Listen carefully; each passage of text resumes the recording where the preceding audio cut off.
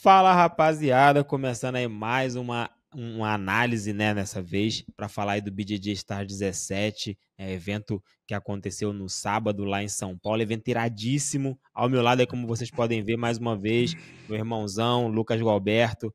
E aí, meu irmão, como é que você tá? Tudo bem, cara? Pô, por aqui tudo ótimo, cara.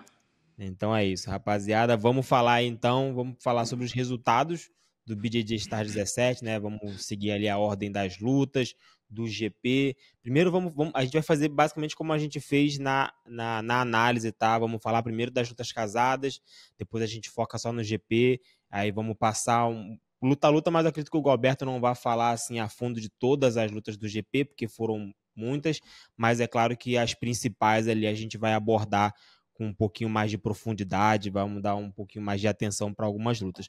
Beleza? Antes, vamos lembrar vocês aí de se inscrever no canal, curtir o vídeo. Eu estava vendo as métricas do canal essa semana e mais de 50% das pessoas que assistem aqui o BJJ Cria não é inscrita, então, pô, dá uma moral aí, se Pô, mas inscreve é no muita canal. mancada, pô. Pô, é Consome só o conteúdo. clicar, pô. Você já Pô, assiste, só clica, porra. brincadeira, hein, cara? Vocês aí também não ajudam a gente em nada.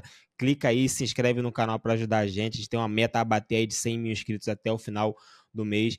Lembrando também dos nossos patrocinadores, a Seda College, a maior escola de inglês da Irlanda. Tem um link aqui na descrição para vocês, que através dele você se inscreve com o cupom BJJCRIA e tem um desconto lá na hora de fazer a matrícula. O nosso patrocinador, a All About Jiu-Jitsu também, né? A maior marca aí de kimonos da Europa. Também tem o nosso patrocinador, a Nova Odessa, que é uma empresa de marketing digital para academias de jiu-jitsu nos Estados Unidos. Então, todos os links deles estão na descrição. Vão lá, dão uma moral, entrem, conheçam eles, sigam nas redes sociais, beleza? Outra coisa, o BJJ Stars ele foi transmitido pelo Flow Grappling, é sempre pelo Flow Grappling. Renovaram agora o contrato. Tem o link aqui também na descrição desse vídeo, é o link da BJJ Cria do Flow Grap para vocês irem lá e fazerem a sua assinatura. Vocês perderam o BJJ Stars, mas vai estar lá gravado, vocês podem entrar, assistir, rever várias vezes. Tem o PAN no Gui da IBJJF, que vai acontecer agora daqui a 2 semanas, se eu não me engano. Tem o Rusnamboan 30, que vai acontecer mês que vem. Então tem muito evento para vocês acompanharem. Você já faz a sua assinatura do Flow Grap aí também. Então, jabá feito. Vamos partir agora, então, para as lutas. Vamos começar pela luta de abertura, que era uma luta muito esperada.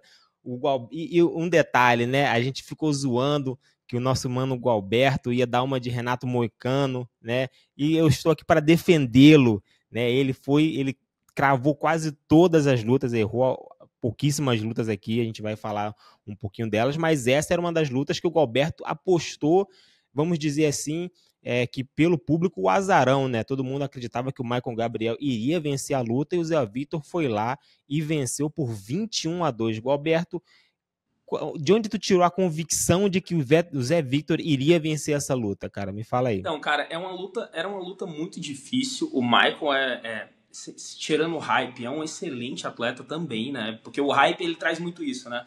Ele transforma uma pessoa maior do que ela é. Mas o Michael, ele é um cara diferenciado, né? E ele tava já há bastante tempo sem perder. Eu acho que ele nunca tinha perdido na faixa azul. Então, tudo, né? Tudo caminhava para isso.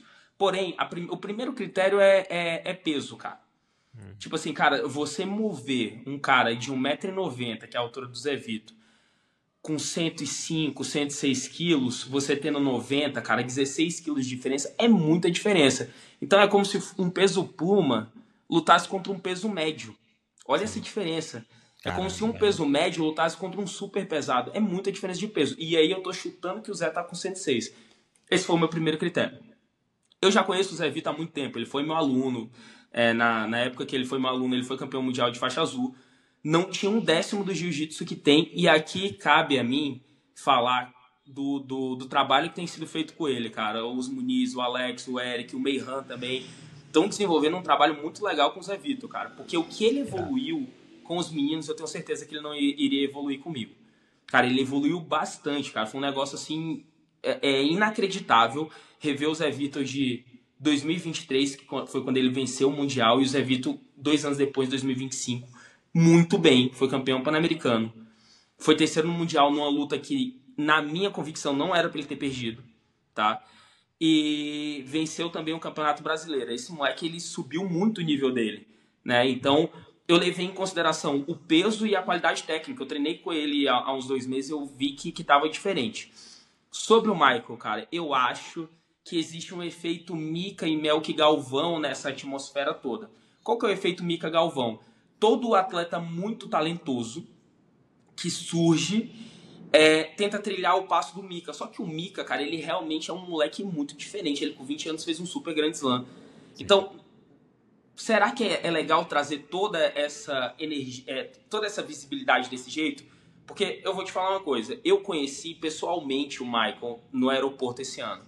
Conheci o professor dele também. 2 pessoas super educadas, um moleque muito gente boa. Você vê que nos vídeos, né, existem as pessoas posicionando ele e existe lá ele tranquilão, falando assim, cara, ó, o que tiver desafio eu vou aí e tal. Então não foi nem algo que ele promoveu, promoveram por ele. E aí esse cara tomou uma hateada à toa. Então, vamos pensar aqui, será que vale realmente, cara, se colocar desse jeito logo no início da carreira e trazer a pressão para si? Porque eu como técnico, o que eu sempre quis levar para os meus alunos é tirar a pressão deles e colocar no adversário. Então, quando o adversário falava assim, porra, que não é o caso dessa luta, né? Pô, eu sou foda, eu vou ganhar, não sei o quê. Pra mim era prato cheio. Porque Sim. esse cara tá se colocando pressão. Então, eu também achei, eu também imaginei que essa atmosfera poderia pesar. Porque tava tudo... Se o Michael vencesse, excelente, ele era o favorito. Mas Sim. se ele perdesse, nem que fosse por uma pontuação pequena, a galera ia massacrar. Com a pontuação grande, cara, eu fiz questão de ir nos posts e nos comentários e a galera tá lá descendo a lenha. De uma forma até injusta, cara. Porque, pô, e outra, você pode estar tirando um moleque que é a próxima grande estrela do jiu-jitsu, que tem a possibilidade, né? Até lá, até a faixa preta, a gente já viu que as coisas são diferentes. Chegou na roxa, ganhou, mas pegou um desafio grande. Não tô dizendo que ele não vai ganhar. Estou dizendo que as coisas mudam. Aí a faixa escurece mais um pouco, chega na preta, meu irmão. É um problemaço, mas tem potencial para ser uma grande estrela e às vezes essa hateada pode ir tirando o cara do caminho do jiu-jitsu, o que eu acho injusto, né? Então, eu pensei nessa atmosfera e trouxe essa ideia. Efeito Mickey Melk. Surge um grande talento, todo mundo quer graduar muito rápido para que ele chegue logo na faixa preta achando que ele vai despontar de uma forma muito rápida. Não necessariamente assim. Efeito Melk, existe um efeito Melk no jiu-jitsu, que são pais, que aí já não é o caso do Michael, que são pais querendo ser técnico dos filhos. Também é uma exceção, cara. A gente não pode estar aqui, e aqui fica o meu comunicado para os pais, que são treinadores. A gente não pode tentar replicar aquilo que é uma exceção. Sim. O que é mais fácil de ser replicável é sempre a regra, e Exatamente. Não a exceção. O Mika é exceção, o Melk é exceção. E aí você vê que o próprio Rafa Mendes falou assim, cara, eu não sou técnico do meu filho, o técnico dele é nada mais nada menos que o Tainan. Eu tô aqui como pai.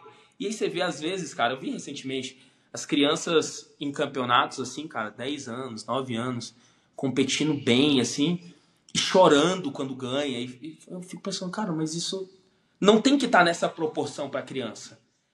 Vencer o campeonato não tem que estar nessa proporção. Eu vou te contar uma experiência que eu tive agora no Brasileiro Sem Kimonos Kids, que teve agora no domingo. Eu tava gravando uma atleta e aí ela perdeu e ela saiu chorando, e ela foi pro pai dela e o pai dela tentando acalmar ela, falando com ela, tudo bem, acontece, você pode voltar aqui ano que vem, não foi mal, você lutou bem.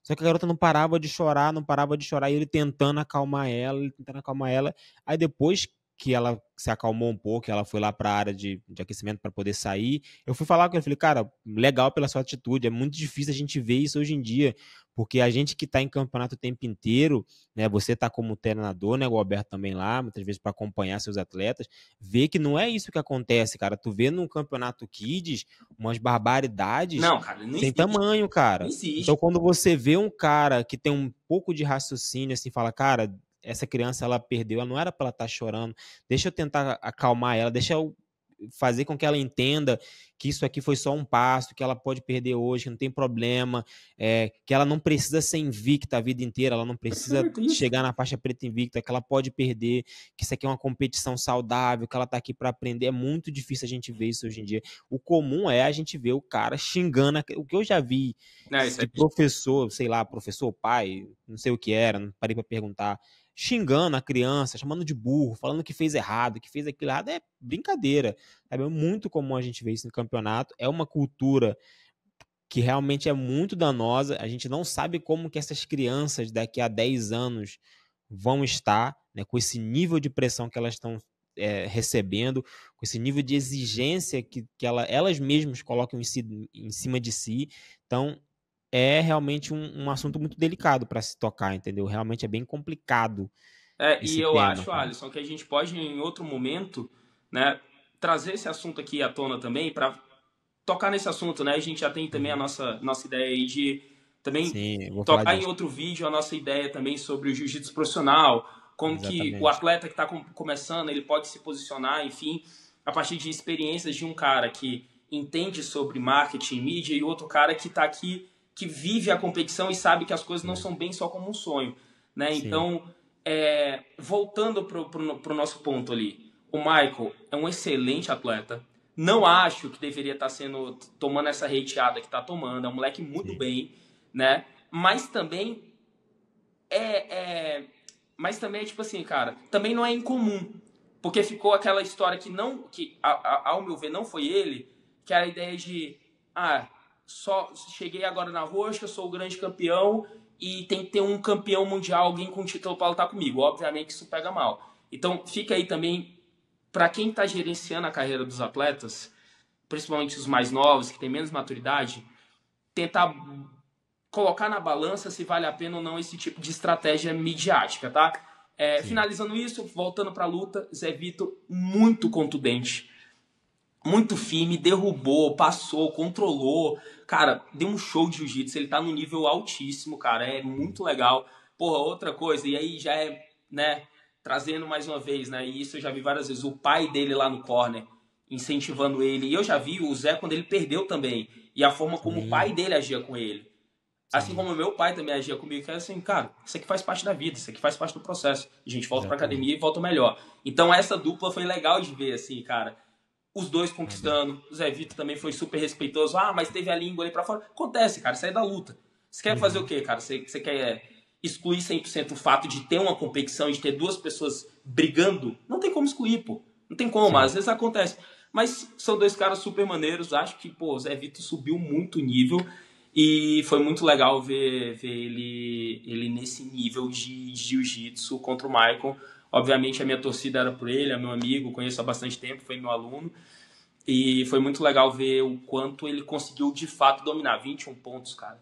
Sim, sim. Não é qualquer um que faz. Com certeza. E primeiro eu vou levantar alguns pontos aqui, falar algumas coisas antes pra gente passar pra próxima luta, porque já tem 15 minutos que a gente tá falando só de Michael versus Zé Vitor, pra ver como que a luta realmente gerou todo um burburinho. Primeiro ponto acho que o Gilberto analisou a luta de forma perfeita, né? Aconteceu meio que exatamente o que tu falou que poderia acontecer. O Zé Vitor caiu por cima, que dava para ver claramente que não era o que o Michael queria. O Michael não queria ficar por baixo em nenhum momento, e aí acabou que o Zé Victor conseguiu ficar por cima, e aí aconteceu o que aconteceu. Segundo ponto o público brasileiro ele é muito problemático. Isso aqui não é só pro jiu-jitsu. Isso vale para todos os esportes. Tem uma frase que a gente usa muito no jornalismo, que é: o brasileiro não gosta de esporte, ele gosta de campeão. Ele não gosta do futebol, ele gosta que o time dele seja campeão. Ele não gosta de jiu-jitsu, ele gosta de acompanhar o campeão de jiu-jitsu.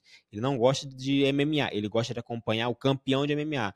O Charles é o cara mais amado do momento. No momento em que o Charles perde, ele se transforma no pior ser humano possível. Então, infelizmente, essa é uma cultura que o brasileiro tem. Não sei por que acontece isso. Não sei se em outros países, como os Estados Unidos, que também tem um esporte muito forte, acontece esse tipo de coisa. Eu não vejo particularmente, né? Eu vejo eles abraçarem bem mais do que a gente. O povo brasileiro, ele tem essa característica muito ruim de amar o cara enquanto ele tá lá em cima. No momento em que o cara, por algum momento, por algum motivo, tem um deslize, perde, esse cara ele realmente é condenado. Todas as vezes, a gente viu recentemente agora, quem acompanha MMA, viu a luta do Diego Lopes contra o Jean Silva, e o brasileiro ele tem sempre a cultura de nunca vai pro cara que faz um pouco de trash talker. O Jean Silva começou a fazer um pouco de trash talker na luta dele contra o Diego Lopes, toda a torcida começou a ir pro outro lado, e o Jean Silva era amado até um pouco tempo antes. Então, não sei como que isso vai mudar, não sei se um dia vai mudar, eu torço muito para que isso mude, mas não consigo ver assim tanta mudança nesse cenário. E aí, para encaminhar, para a gente já começar a ir para a próxima luta, eu e o Alberto, a gente está com um projeto de começar um quadro diferente. A gente tem esse quadro aqui, que é o quadro de resultados e análise. Análise antes do evento, resultados depois. Mas a gente tem uma vontade de estar planejando, tá vendo como é que a gente vai fazer um outro quadro, onde a gente vai abordar alguns temas mais sensíveis do jiu-jitsu. Né? Eu estou lendo um livro que está abrindo bastante a minha mente, falando muito sobre o jiu-jitsu, o jiu-jitsu cultura de educação, os valores, versus o jiu-jitsu da atualidade, que é o jiu-jitsu do entretenimento, das lutas casadas. Então, tem muitos temas que a gente pode abordar, né? Mas a gente vai fazer isso num quadro separado para não misturar as coisas também. Mas bom, vamos passar aqui para frente, vamos seguir o carro, senão a gente vai ficar aqui o dia inteiro falando de Zé Vitor. E eu vou, esse vídeo provavelmente vai sair amanhã, né? Eu vou fazer amanhã uma entrevista exclusiva com o Zé Vitor, então provavelmente na quarta ou na quinta-feira vai ter uma entrevista exclusiva com o Zé Vitor aqui no YouTube da BJJ Cria, beleza? Então vamos lá, agora passando para a próxima luta. Essa é a primeira derrota assim, que você teve no teu palpite, né, o Alberto? Você falou que a Jéssica Caroline provavelmente venceria pela experiência. Te surpreendeu ver ela sendo finalizada pela Giovana, cara, naquele armlock? Cara, surpreende pelo fato de, historicamente, eu nunca ter visto ela ser finalizada. Vamos entrar em alguns pontos, tá? Não só pelas pessoas que ela ganhou, mas a Jéssica, ela tem esse jogo mais fechado mesmo, né? E aí a Rafa, né, que é a pessoa que fica entrevistando e dando pilha, ela fala, eu não minto, eu só aumento ou eu troco as palavras, né? E aí ela falou assim, porra, você é a marrona, tá ligado? Falou que a Giovana disse que ela era a marrona. E, em outras palavras, é o que sou, né? Eu não estou dizendo que é ou que não é. Mas se for pegar o aspecto da luta, isso é um fato, né? Se a gente for pegar o aspecto da luta, e aí isso aqui não é pessoal, isso aqui é uma análise super fria sobre isso. Geralmente, quem tem esse jogo mais cadenciado são pessoas que se expõem menos, né? E a Giovana, cara, eu tava até vendo no Instagram, eu não conhecia muito ela, fui campeão mundial ano passado. E uma coisa que eu achei muito legal, cara, é que essa menina também é fisioterapeuta. Sim. Então, sim. isso, cara, isso são... A gente troca em outro tema, mas isso é muito legal, porque essa menina, ela é o exemplo que você consegue sim, né? Ter uma formação acadêmica e ainda assim se dedicar ao jiu-jitsu. Você tem como encorpar a sua parte intelectual e ainda assim ser muito bom de jiu-jitsu, porque uma coisa tá linkada na outra, né? Sim. Então, essa vitória, depois que eu vi que ela era fisioterapeuta, aí eu falei assim, puta, torci errado. Era pra eu ter torcido pra ela, porque, pô, é uma baita história e não é uma história que ela não é uma história que é habitual do nosso esporte. Então é muito legal, cara, você vê uma pessoa que é muito boa e que ainda assim decidiu também estudar. Então, falando sobre a luta, cara, o armlock maravilhoso, cara, e essa menina, ela chega muito bem. Eu tenho que estudar mais, conhecer mais, mas eu acho que ela chega muito bem. E já tirando a Jéssica, que é uma pessoa que coleciona títulos e que inclusive já ganhou da Maíssa, que é 6 vezes campeã mundial. Sim, então, assim, cara, chega muito bem e vai chegar nas cabeças com toda certeza. Não sei se tu já parou para analisar, Roberto, mas essa nova geração de faixas pretas chegou muito forte, né, cara?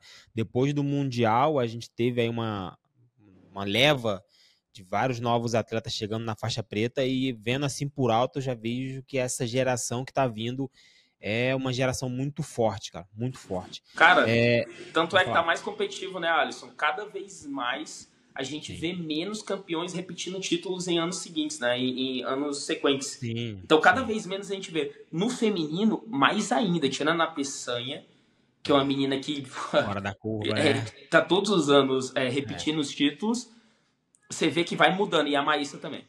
Tirando as duas, vai mudando muito, cara. Vai mudando muito. Hoje em dia é difícil você encontrar um Rafael Mendes, um Porra, Cobrinha, olha nesse um ano, cara, Malfacine. quantas pessoas no feminino, quantas meninas ganharam o título pela primeira vez.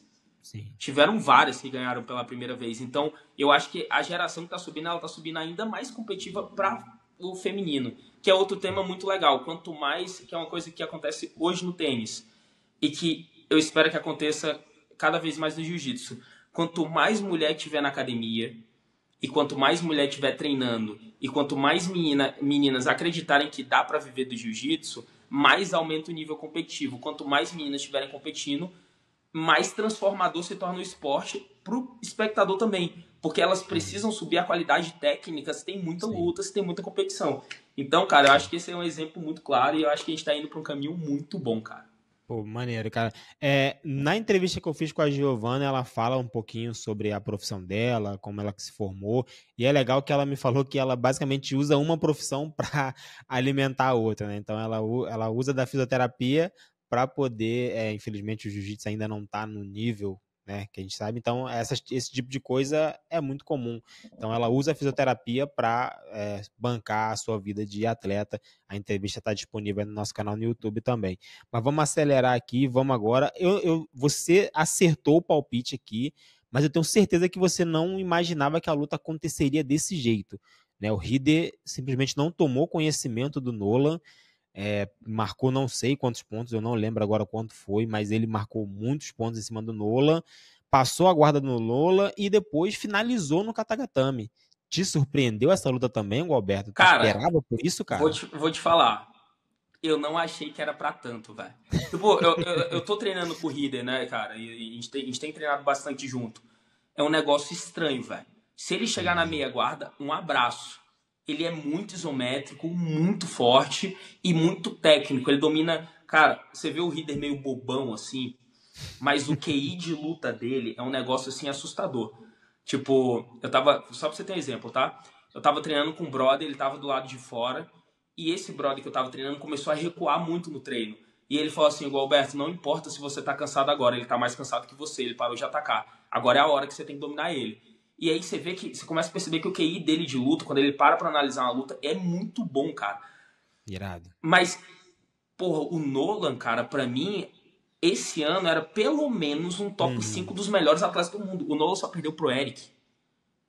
Sabe? Que é o Não melhor do existe mundo demérito nisso, né? disparado. O Eric é o melhor do mundo disparado Sim. hoje em dia. E o Nolan só perdeu pra ele. E no brasileiro foi uma luta super dura. E aí eu fiquei pensando, pô, cara, vai ser uma luta aqui e ali. Acho que o Rider ganha. Pô, tá em casa, tá todo mundo aqui, enfim, tá num momento super bom. Mas vai ser uma luta dura. Cara, mas nem tomou conhecimento. Sim. Nem, cara, nem. Tipo, já começou, toreou, pum, chegou no norte-sul, o Nolan colocou aquela lapela. O Rider, cara, travou ali e ninguém tiraria o Rider dali de cima. O bicho é diferente mesmo na pressão.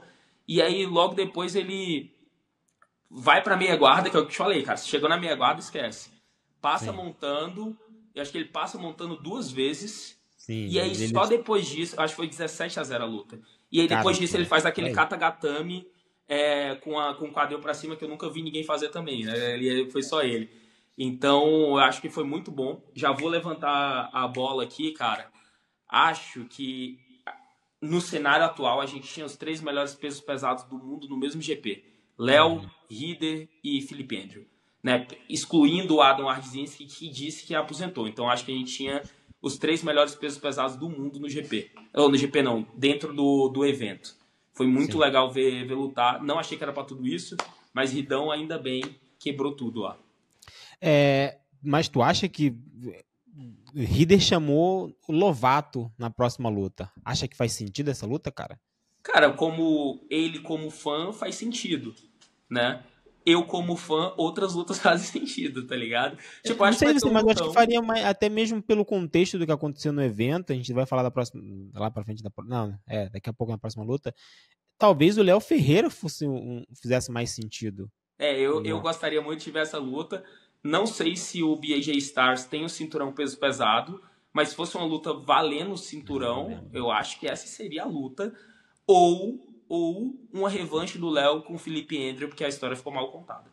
A gente vai chegar E lá, a gente vamos vai chegar. chegar. A única coisa que eu queria falar sobre o Reader, me surpreende que o Reader ainda é muito novo, cara. Eu não sei se é porque eu vejo o Reader, pelo menos uma muralha, ele tem, sei lá, é enorme, gigante. Eu acho que o Reader é sempre muito mais velho, tem cara não é que ele tenha cara, não sei como vou explicar direito. Mas quando eu olho pro Reader, eu acho que ele tem uns 30 e poucos anos. Eu vou saber que ele tem 20 e poucos anos. 28. O Reader é muito novo ainda, cara. Então, tipo, é um cara que tem muita coisa, tem um caminho muito grande ainda para percorrer, tem muita coisa para evoluir ainda, tá alcançando, né, a sua maturidade, né? Dizem aí que entre 29 e 30 anos é onde o atleta ele atinge a sua maturidade, o seu pico de excelência, né, tanto físico como mental.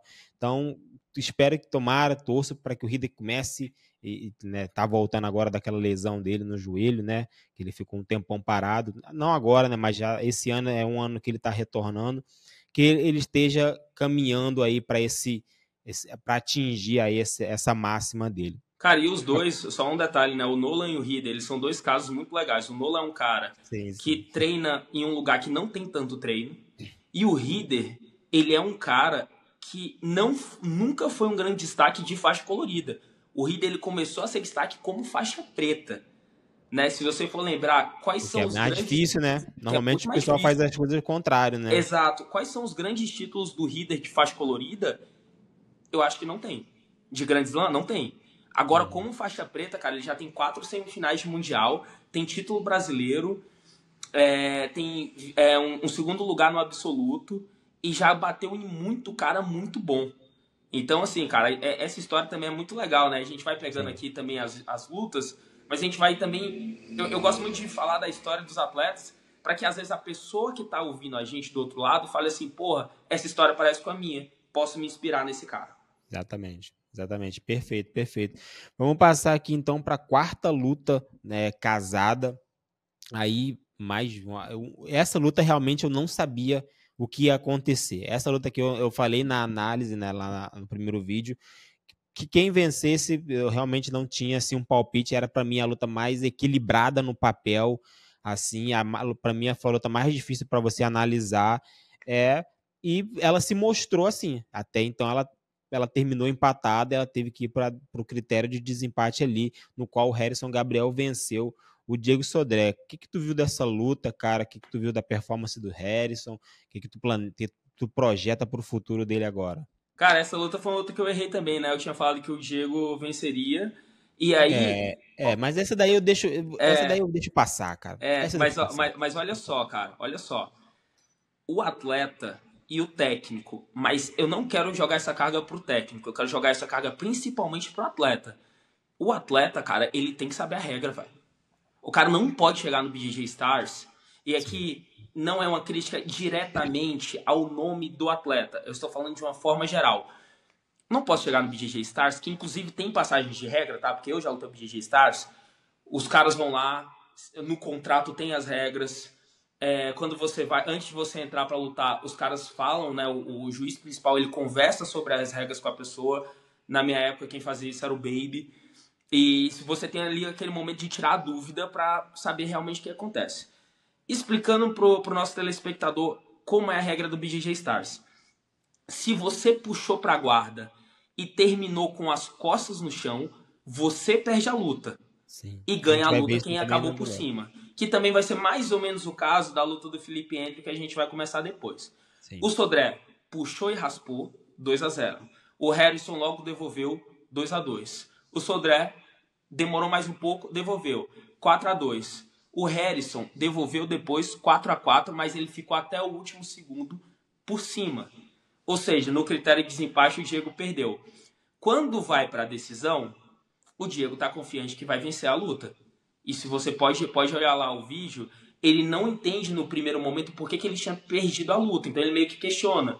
E aí eu acho que depois falam para ele, ó, cara, a regra é essa aqui. Então, cabe aos atletas, cara, tirar um tempo. E aí é muito importante para tudo. Pegou um contrato do patrocínio, pegou o contrato de... Tira um tempo para ler. Porque claro, isso vai te ajudar. Cada regra é uma regra e essas regras, elas mudam o estímulo do treinamento. Né? Então, por exemplo, na luta de kimono tinha vantagem. Então, se a guarda 50 ela tende a não me dar nenhum tipo de vantagem, será que eu vou deixar cair na guarda 50 faltando 1 minuto com um cara que tem uma característica de segurar muito bem a raspagem? Ou será que eu vou colocar em posições que eu posso talvez quase raspar e dar um pulo nas costas? Então, se eu tenho essa regra para mim, eu consigo entender como que sou eu em cada minuto da luta. E eu consigo planejar a luta de uma forma muito melhor. Veja, quando a gente luta, cara, a gente não tá lutando sozinho. E quanto melhor o adversário, melhor tem que ser a minha estratégia para essa luta. Né? Então, acho que teve esse erro do Sodré por esse ponto, tá? Mas, enfim, lutou muito bem. O Harrison é um excelente lutador. O combate não foi daqueles melhores combates, né? Não foi tipo assim, porra, mano, não teve dominância nem de um lado nem de outro. Foi mais um raspa-raspa e quem segurou melhor venceu, tá? Sim. Isso mostra que o Harrison é muito melhor que o Sodré? Não, mas isso mostra que o Sodré é muito melhor que o Harrison? Também não. Então foi uma luta empatada, né? Falando de uma forma geral. E aí, falando sobre o futuro do Harrison, tá claro, a próxima luta dele é o Dioguinho. E tu acha que, como é que se desenrola essa próxima luta, cara? Tu acha que Diego consegue... O Harrison é um monstro, mas eu vou de Dioguinho. Dioguinho. Eu vou... Aí é foda, cara, porque o Harrison pode achar que não é pessoal, tá? Eu tô a segunda vez apostando consecutivamente. Mas é que eu acho, cara, que o Diogo, ele tem... Obviamente, ele deve ter um tratamento especial pelo Melk, porque é quase filho. Uhum. E o Diogo, ele tem esse perfil do cara que estuda, enfim. Então, acho que é um bom jogo contra o Harrison. E eu acho que ele tem uma grande possibilidade de vencer na próxima luta. O Harrison tem também? Claro que tem. Pô, o Harrison foi o primeiro que ganhou entre os dois. Já tá 2-0 pro Harrison contra a Academia do Melk. Óbvio que ele tem possibilidade de vencer. Mas se eu fosse colocar dinheiro, eu colocaria no Diogo. Perfeito, perfeito. Então, acho que essa não tem muito mais o que a gente falar, né? A luta foi basicamente isso. Vamos passar, então, agora para o que interessa. Eu sei que vocês estão aqui para ouvir isso, para falar sobre a polêmica do campeonato, né? Todo mundo quer saber a opinião do Gualberto sobre a tal da polêmica. Então, vamos lá. Léo Ferreira versus Felipe Endrio. O Léo Ferreira venceu o Felipe Endrio, faltando 10 segundos, e aí veio toda a polêmica, porque... Em uns vídeos parece que o Felipe Endrio foi para cumprimentar, em uns vídeos parece que não foi, ele falou que foi. Bom, aí o Léo Ferreira não quis saber de nada, se jogou nas pernas, conseguiu fazer os 2 pontos e venceu. E aí, Lucas, o que tu viu dessa luta, cara? O que tu pode falar? Dê a tua opinião sobre a polêmica do ano. Vamos lá. Cara, primeiro que no meu ponto de vista não tem polêmica, tá? Pra mim foi um lance normal, eu acho que se criou muita coisa em relação a isso, mas no meu ponto de vista não teve polêmica. Eu vou te dizer uma coisa que, inclusive eu já gravei um vídeo, vou postar no meu Instagram, mas aqui eu consigo, como a gente tem mais tempo, falar com mais riqueza de detalhes.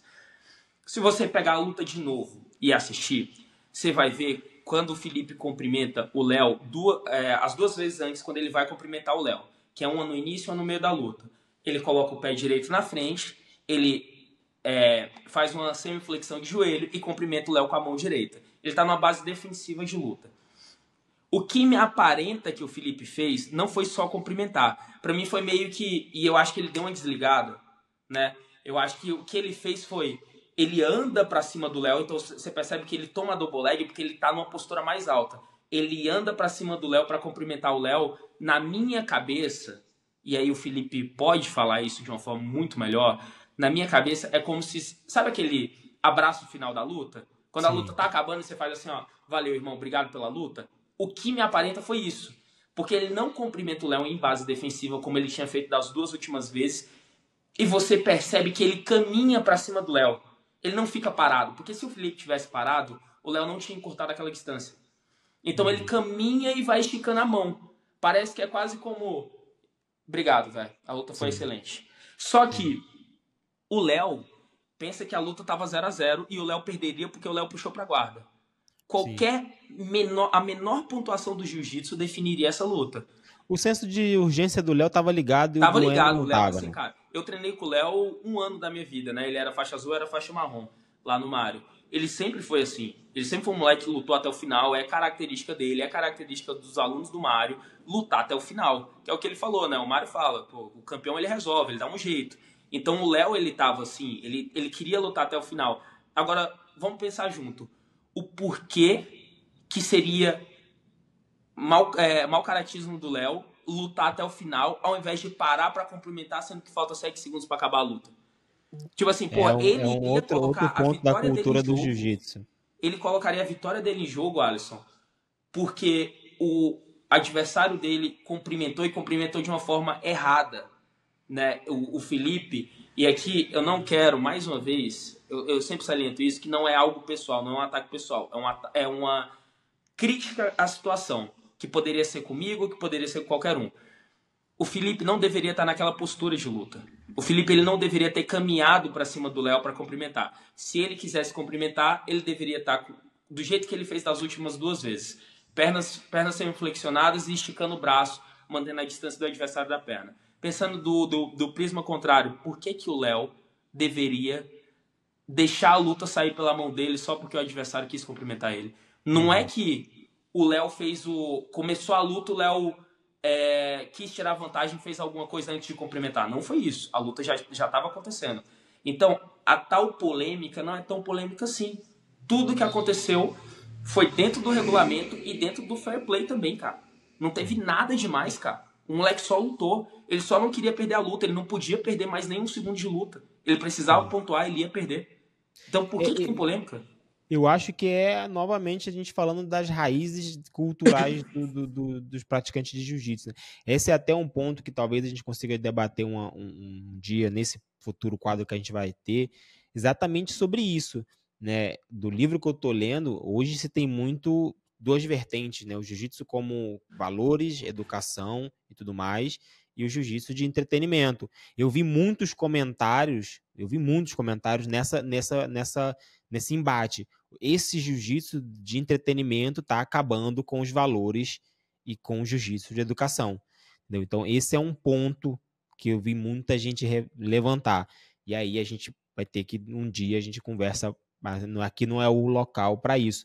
Mas eu confesso que quando eu quando eu vi a primeira vez assim, cara, o lance, não me pareceu, a princípio, que o Felipe estava querendo cumprimentar, me parecia mais que estava fazendo aquela, sabe, a mão para você ir e tal. Mas eu vi a análise do Dória também mais cedo. E, cara, no alto nível, você tá perdendo de um. Cara, na cabeça do Léo ele tava perdendo. Ele precisava ganhar, de algum jeito. Então, não vejo nada de errado. Agora tem um ponto que eu quero levantar. Eu vi um comentário de alguém muito importante dentro do jiu-jitsu, que foi do Xande Ribeiro. Ele não reclamou. Não vou falar que ele reclamou, porque ele não reclamou. Mas ele fez uma observação sobre a regra. Tudo isso se desencadeia, né, a gente tem toda essa polêmica gerada, porque na cabeça do Léo Ferreira ele estava perdendo.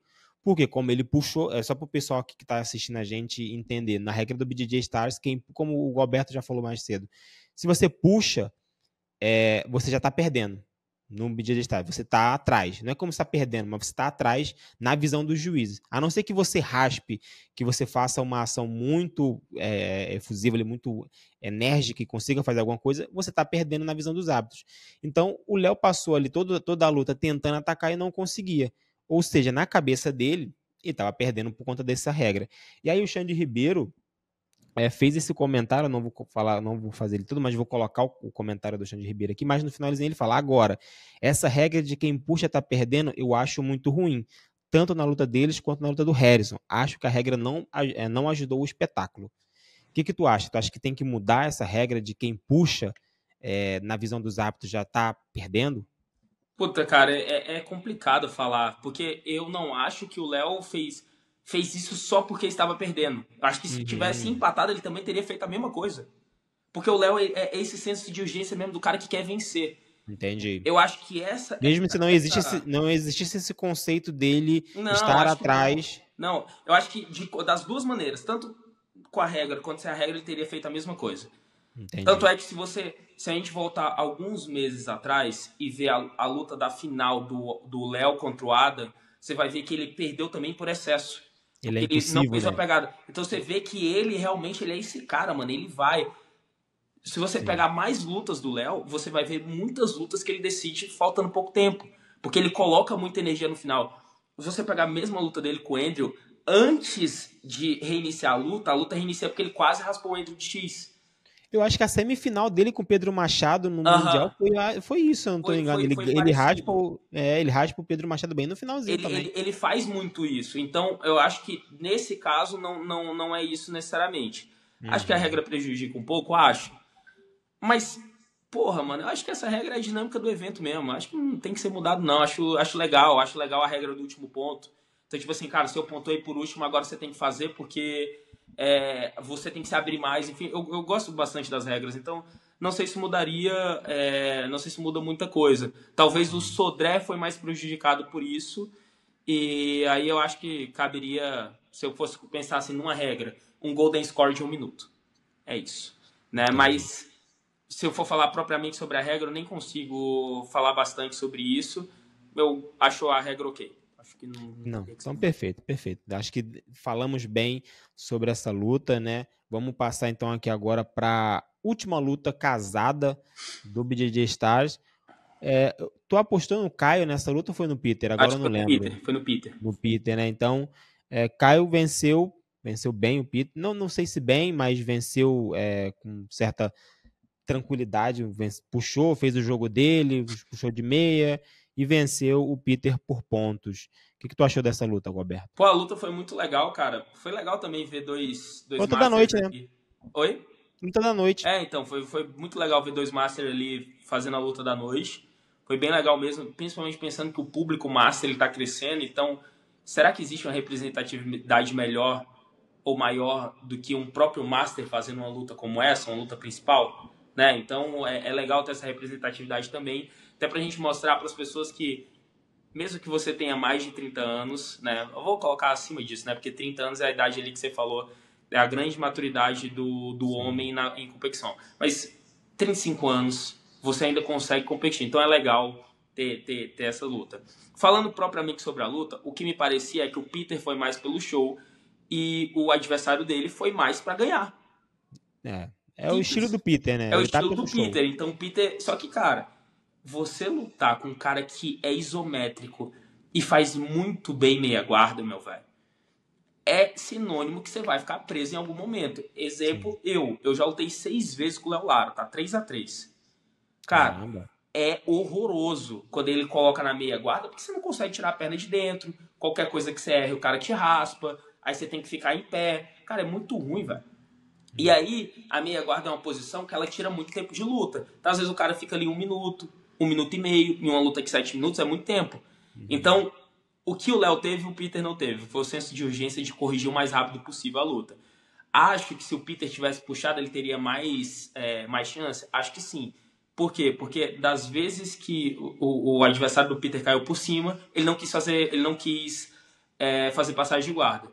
A luta logo ficava em pé e ele puxava de novo para meia. Então acho que por isso que foram quatro, 5 puxadas de meia guarda e 2 raspagens, né? Então e ainda teve a sorte, né? Que ele tava sorte assim, né? Que ele tava mais cansado e a calça do Peter rasgou. Aí, porra, deu aquele 2 minutinhos de descanso maravilhoso. Além Cara, de já tudo, aconteceu ele é isso comigo em sortudo. competição que eu falei, meu Deus, era isso. Era isso que eu precisava. Então foi muito boa, cara. A luta foi excelente. Acho que o show que eles proporcionaram, cara, foi muito legal. Então, e por mais lutas de Master e por mais Masters que consigam realmente trazer um bom show pro Jiu-Jitsu, assim. Sim, sim. É perfeito. E uma coisa, cara, duas coisas pra falar a verdade. Primeira o Peter, ele tá lá sempre pelo show, né, cara? Ele perdendo ou ganhando, ele vai entrar lá realmente pra fazer o estilão dele, jogar. Se ele finalizar, se ele ganhar bem, se ele perder, tudo bem. E isso torna ele quem ele é, né? Provavelmente o Peter vai continuar sendo chamado pro BJJ Stars, isso é inegável. Ele vai continuar sendo o nome, um dos nomes do evento. Talvez ele venda muito pay-per-view, né? E outro ponto a gente precisa de mais Peter. A gente não pode contar que o Peter vai lutar até os 50 anos. Então, rapaziada do Master, vamos começar a trabalhar a mídia, começar a fazer um pouquinho o que o Peter faz. O Peter vem fazendo um trabalho aí, ajudando muito essa categoria dos Masters, dando muita visibilidade. Quem diria um Master na luta principal, né, do maior evento do Brasil aí de Jiu-Jitsu. Então, acho que também fica aí um pouquinho dessa lição pro pessoal também. Agora, finalizamos todas as lutas casadas, né? Quase 50 minutos disso. Agora vamos entrar no prato principal do evento, que é o GP. Eu não vou aqui falar, eu vou falar luta a luta, mas eu acredito que o Alberto não vá se aprofundar em todas. Mas a gente vai passar por todas aqui e aí o Alberto vai falando e pontuando o que ele quiser, beleza? Então, primeira rodada do GP começou entre Gabriel Souza finalizando o Kleber Barbosa. Você já tinha falado que nessa luta o Gabriel era um dos favoritos para o GP, então você já tinha falado que ele muito provavelmente passaria pelo Braddock. Quer pontuar alguma coisa dessa luta? Tem alguma coisa que tu viu nela? Cara, o Gabriel é muito experiente no Gui, né, cara? Já ganhou do Musso Messi, não só ganhou, quebrou o Musso Messi em uma oportunidade, depois ele perdeu ali no ano. Mas é um moleque muito experiente, muito bom de no-gi. Enquanto o Clebinho é um cara que tá chegando agora na faixa preta e que abraçou uma oportunidade, cara. Eu acho que o Clebinho não tava treinando pro GP. E aí ele abraçou a oportunidade que surgiu, ele começou ali a treinar e foi vice-campeão. Esse moleque é muito bom em jiu-jitsu. Sim. E aí, logo depois surgiu essa próxima oportunidade e ele foi ali também. Então juntou o último ao agradável pro Gabriel. Ele pegou um cara que é novo na faixa preta e tem muito mais experiência de kimono. Vou te dar mais uma vez o meu exemplo, porque aí eu posso falar com propriedade. Eu lutei o Sul-Americano esse fim de semana no Gui. E eu lutei na semifinal com um cara que tinha muito mais experiência que eu, que foi inclusive campeão da categoria. Eu perdi por uma vantagem. Muda muito, cara. Muda muito. Os caras sabem onde colocar a pegada. Aí na hora que você tira a pegada, onde é que tá, tipo, muda muito esse contexto da luta do kimono pro sem kimono. Então, pro Gabriel, não teria luta melhor, porque era o atleta, embora seja um atleta muito duro, é um atleta inexperiente. A experiência conta muito nesses eventos. Perfeito, perfeito. Passando então para a próxima luta dessa rodada, Juan Alvarenga venceu o Lucas Cantó, argentino, né? O Lucas Cantó é um cara muito bom, mas realmente acredito que ele era o franco, o azarão do campeonato, né? Realmente ele estava ali num mar de tubarões. Chegou a assistir essa luta, Roberto? O que tu acha dela? Essa eu cheguei a assistir também. O adversário do Juan é muito flexível, né, cara? Um moleque muito flexível. Ele tem uma guarda muito boa, cara. Muito boa, guarda muito boa. Mas ele, claramente, o Juan ganhou. Venceu a luta com... Mas não é uma luta, assim, que teve grandes highlights, né? Não é uma luta com tanta... O Juan conseguiu manter o controle dela do início ao fim, né? E aí a gente vem pro... Cara, eu queria ver muito essa luta, velho. Muito essa luta. São dois caras que eu gosto muito de ver lutar. Meihan versus o Frazão. Meihan acabou finalizando o Frazão. Tava esperando isso. Achava que o Meihan poderia sair com a finalização. Com certeza, cara. Eu já falei pra vocês, eu reafirmo aqui, o Meihan é um cara muito diferente, cara. O que vocês estão vendo em campeonato, eu tive a oportunidade de ver alguns anos dentro da academia. Eu pareço meio que um ancião do jiu-jitsu, né? Todo mundo eu já vi, todo mundo eu já treinei, mas é verdade mesmo. Eu treinei 2 anos lá no Mário Reis, então eu treinei com o Nicolas, eu treinei com o Alano, eu treinei com o Léo quando ele era faixa azul, treinei com toda essa galera. Aí vim pro Drinhache, aí Drinhache tinha Eric, Nicolas, Meihan, Pato, então eu treinei com todo mundo, cara. Treinei com todo mundo. E, porra, pra treinar desse jeito, com tanta gente boa que eu treinei, só os caras tendo uns 85 anos. Eu consegui fazer isso com 27. Mas, cara, isso eu tive a oportunidade de ver. Todos os dias. Eu tive a oportunidade de treinar o Meihan por um tempo também. Sim. Então, cara, é muito diferente. O Meihan, ele é um cara assim, ó. Você passa uma posição, daqui a pouco ele fala assim, ô, Pio, chega aí. O que você acha disso aqui? Aí ele faz uma coisa dentro da posição que faz total sentido, mas que só um cara com uma visão muito apurada conseguiria ver. E ele é esse cara instintivamente. Ele cria muito fácil as coisas. E aí, cara, pra ele fazer transição em luta é muito fácil, cara. Sim. Então eu acho que foi um arm drag, costas e mata-leão, né? Foi isso? Sim. Então, sim. E se você falar assim, você esperava que o Meihan ia dominar essa luta? Sim, cara, sim, o Meihan é muito diferente. Sinistro. E aí a última luta dessa primeira rodada, o Caleb venceu o Júlio Arantes por pontos. O que você achou, cara, dessa luta dos dois? Eu achei o Júlio um pouco passivo demais durante a luta. O que você achou? Cara, eu também achei. O Júlio era o único cara que entrava com a maior pressão, né, cara? O Melk, queira ou não, o Melk é um cara muito inteligente, cara. Você colocar ali um faixa roxa no no-gi com uma faixinha roxa mostrando, tipo assim, mano, eu sou faixa roxa, eu tô lutando com faixa preta. Eu já Sim. falei, cara, quando eu for lutar DCC, eu vou lutar de faixa branca, velho. Já era, eu tô falando sério. Eu vou botar uma faixa Ué, né? branca. Porque aí, mano, aí quem ganhar de mim, se você for faixa roxa, eu sou faixa branca, já era. Você tá perdendo faixa branca. Cara, É uma boa estratégia, é é uma boa muito bom, estratégia. cara, porque cai exatamente naquilo que a gente falou da luta do Michael. Você pega toda a pressão e transfere Sim, pro outro lado só em amarrar uma faixa. É muito bom, exatamente. cara. É muito Sim. bom. Então, eu não tô dizendo que foi por isso, tá? O Caleb é um atleta muito bom, já ganhou Ó, de outras ó, faixas pretas e tal, e ainda sim. quando faixa azul. Diferente demais. E, cara, acho que foi 2 pontos a luta. Isso. Mas, cara, Foi. o Caleb, porra, Sim, por fez baixo um. ele é muito duro, por cima ele é muito duro. O Júlio ligou ali o senso de urgência, faltava 30 segundos, isso é uma coisa que acontece muitos e muitos atletas, que é o senso de urgência ele bate faltando 1 minuto. Só que 1 minuto com um cara duro não vai. Seu É, senso de cara. urgência ele tem que bater lá pros 3 Isso é uma minutos. coisa que eu, quando eu tô assistindo luta, eu falo, cara, por que que você não pegou todo esse ímpeto que você tem nesses últimos 20 segundos e usou no início da E é luta? Ou isso, né, então no cara? meio, Se você sabe? fizer um cálculo básico. Se você tem 20 segundos para acabar a luta e você precisa fazer 2 pontos, você só tem 17 segundos, porque você precisa de 3 para estabilizar. Três. Exatamente. Ou Mas seja, é muito comum a gente ver isso, cara. Faltando 30 segundos, o cara começa, ele percebe, vira a chave, "Ih, eu tô perdendo, hein? Preciso correr atrás disso pô, aqui." faz isso com 3, 4 minutos. Às vezes eu erro nisso aí também, cara, mas vou te falar que é mancada. Então essa luta ficou mais ou menos nisso aí, né? Não tem muita coisa para analisar, não. É Ah, isso, basicamente é isso. tá.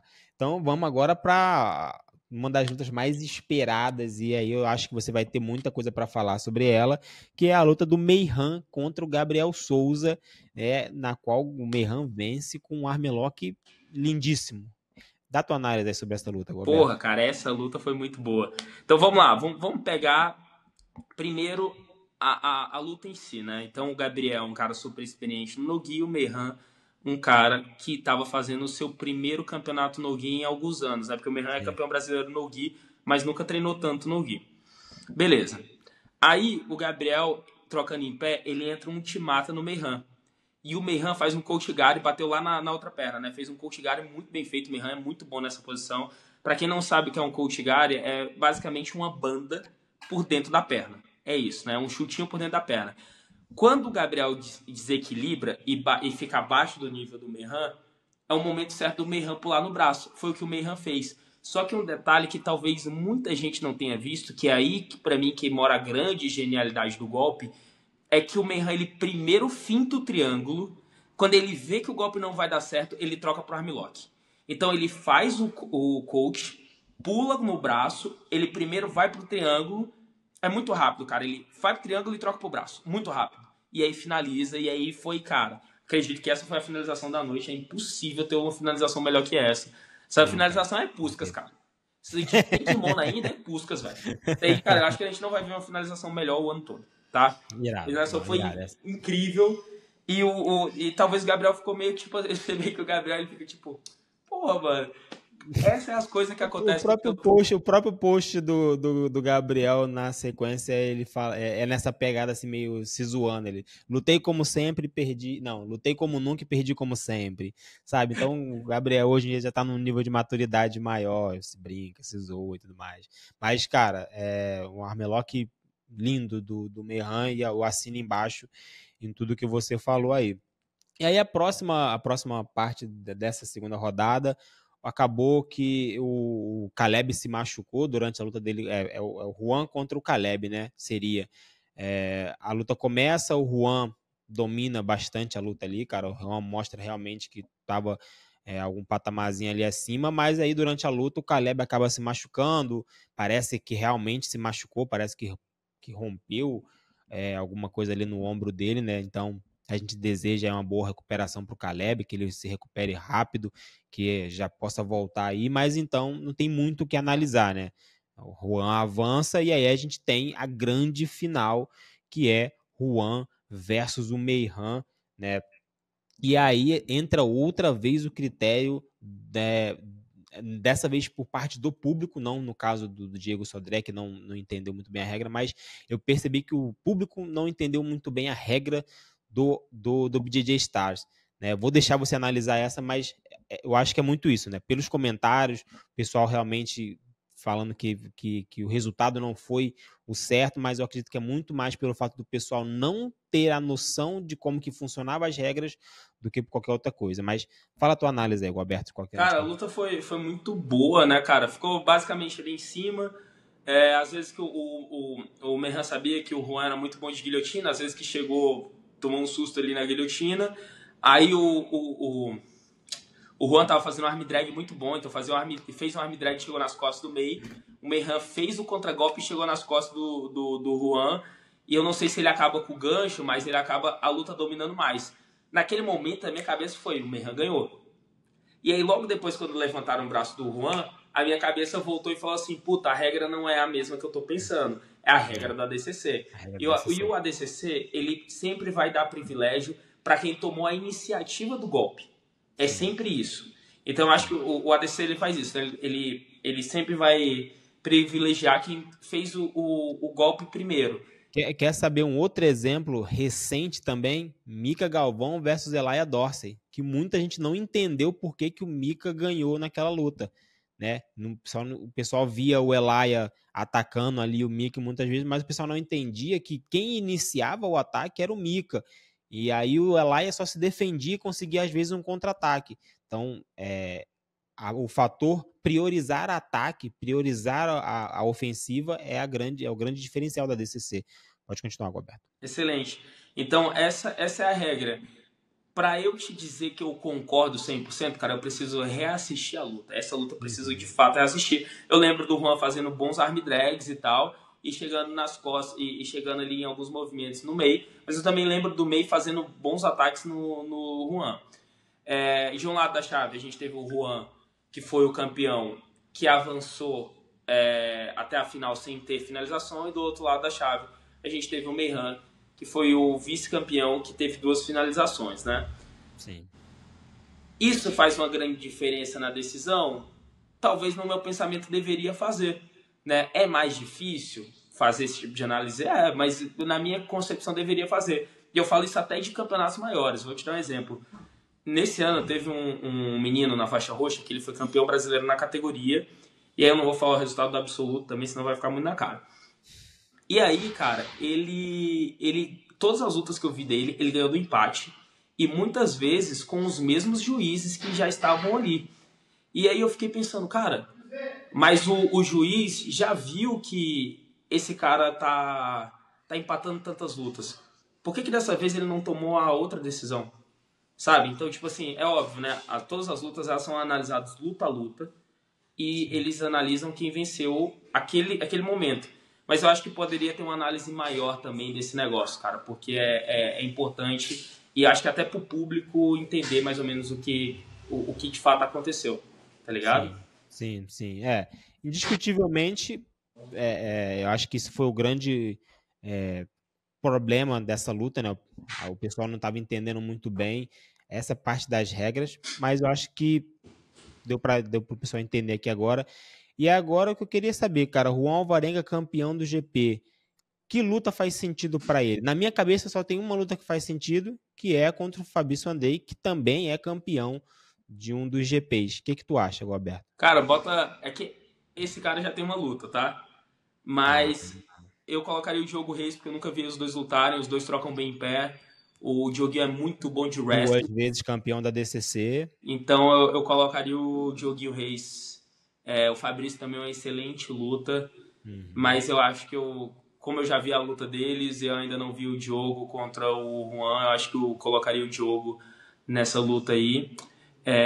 Antes da gente finalizar aqui, eu queria só falar uma coisa que eu fiquei pensando e que a gente falou pouco, tá? Na luta do Peter Frank contra o Caio, é isso?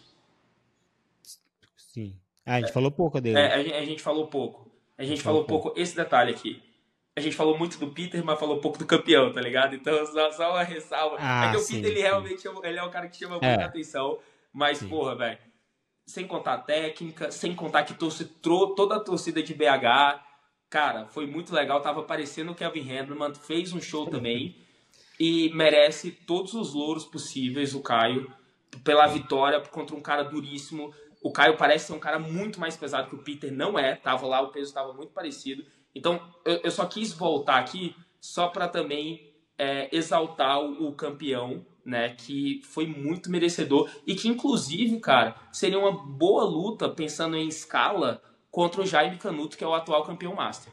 Tá? Então, Sim. eu queria retornar isso aqui, porque esse cara também, fora o show que deu, fora tudo que trouxe, fora a atmosfera que trouxe, fora a torcida que trouxe, fora tudo isso, ele também deixou muito dentro do tatame e é legal também entregar o louro ao campeão, né? Então, só porque a gente falou pouco, eu queria retornar aqui para a luta do Peter com o Caio e falar Sim. dele da forma que ele merece também ser falado. Foi muito legal.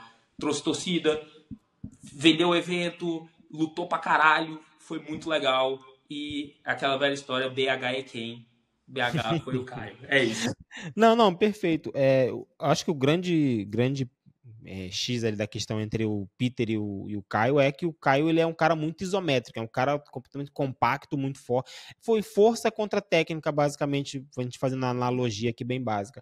Mas só pra gente, só pra eu explicar um pouquinho por que a gente não falou tanto do Caio assim, a gente deixou só claro que ele foi o campeão. Quando a gente está criando narrativa, né, tudo que a gente faz, a gente vai falar de alguma coisa, a gente está criando uma narrativa. E eu vou dar um exemplo para vocês aqui. Se o Poatan for lutar contra o Ankalaev, vai lutar, né, contra o Ankalaev daqui a pouco, e o Poatan perder, se eu fosse fazer um vídeo, eu falaria de quem? Eu falaria do Poatan, entendeu? Mesmo que o Poatan tenha perdido, porque é o cara que arrasta a multidão, é o cara que faz criar a narrativa. Não estou aqui desmerecendo o Caio nem um pouco disso. Ele ganhou no jiu-jitsu, foi campeão e tudo mais. Ele falou que a luta contra o Jaime foi oferecida, ele falou que não quer dar uma descansada, mas é só para que as pessoas entendam, que às vezes fica muito confuso isso de como que a gente vai criar ali na hora de falar, mas é que a gente sempre tenta criar a narrativa sobre aquela pessoa que arrasta mais multidões. Talvez isso seja um erro do jornalismo, e aí eu não estou aqui para poder falar nada sobre isso, mas é só para esclarecer. Mas bom, tu levantou o ponto aí, realmente o Caio merece também todos os louros também. Então acho que é isso, né, Roberto? Falamos de Uma hora, tudo. falamos demais. Uma hora de... Foi excelente. Ó, dica minha aqui para quando a gente for falar sobre a parte de arte marcial, acho que, porra, convidar o Edu Andrade ia ser muito bom. O Edu Opa, Andrade tá convidado. tá com um Tá trabalho muito convidado. legal que é o Make Jiu-Jitsu Real Again. Ele fala muito sobre a Uhum. filosofia do Jiu-Jitsu. Eu acho que ele completa Irado. muito mais esse lugar do que eu, né? Então, cara, é sempre uma aula, tá com o Edu ali. Então, acho que quando a gente for tratar isso, o Edu é meu amigo, eu posso conversar com ele para ele vir aqui também com a gente conversar, Perfeito. porque ele tem ideias muito legais. Então, a galera que tá aqui também, pô, dá para ir lá no Instagram e ver, porque ele fala muito sobre essa parte filosófica do jiu-jitsu, da arte marcial, o que é arte marcial, conta a história. Então, só pra gente pensar também nos nossos próximos passos, né, cara? Porque eu e o Alisson, a gente tem conversado bastante sobre isso e trazer também mais dos nossos vídeos de uma forma que não seja só um QI de luta, mas seja uma forma mais intelectual, para que a gente consiga impactar o meu objetivo, tá? É impactar principalmente o jovem que está começando. Hoje eu tenho Sim. 27, para impactar o cara de 17, 16, 15. Aquele cara, quando ele chegar com 27, eu quero que ele chegue muito melhor do que eu cheguei. Sim. Então, o nosso objetivo também é construir a próxima geração do jiu-jitsu. E se a gente conseguir construir um só, a gente já fez muita coisa. Então, os Sim, com próximos vídeos certeza. a gente tem esse intuito aí. Não, perfeito. Esse quadro que realmente que a gente está elaborando é uma promessa nossa. A gente vai fazer uma coisa maneira para a gente realmente trazer debates de coisas que estão aí no meio do jiu-jitsu que poucas pessoas querem falar sobre, né? Eu acho que a gente tem que levantar essas pautas. Para resumir, o Gualberto, além de arranjar briga com o atleta, agora ele quer arranjar briga também com todo mundo. Mas brincadeiras à parte, rapaziada. A gente vai fazer esse projeto sim, vai ser muito maneiro. Eduardo, pô, iradíssimo, gente boa demais, entrevistei ele na DCC lá, tá totalmente convidado aqui pra gente fazer isso aí também. Galberto, irmão, muito obrigado novamente, cara, 1h05 aí de conteúdo para vocês. Não se esqueçam, rapaziada, de seguir o Galberto, né, tá aí o Instagram dele lá, vai lá, o Galberto também faz bastante vídeo, como ele mesmo falou, faz bastante vídeo aí falando lá, bastante no Instagram. posta bastante coisa do dia a dia também, né, Goberto? Treinos e tudo mais. Então, segue lá o Goberto também. Não se esquece aí de se inscrever no canal da BJJ Cria, seguir a gente lá no Instagram também, compartilhar esse vídeo aí com todo mundo que vocês puderem. E é isso, rapaziada. A gente se vê aí no próximo vídeo. A gente volta no UFC BJJ 3 para analisar o card e depois para fazer os resultados. Beleza, rapaziada? Vamos ficando por aqui. Valeu. Valeu!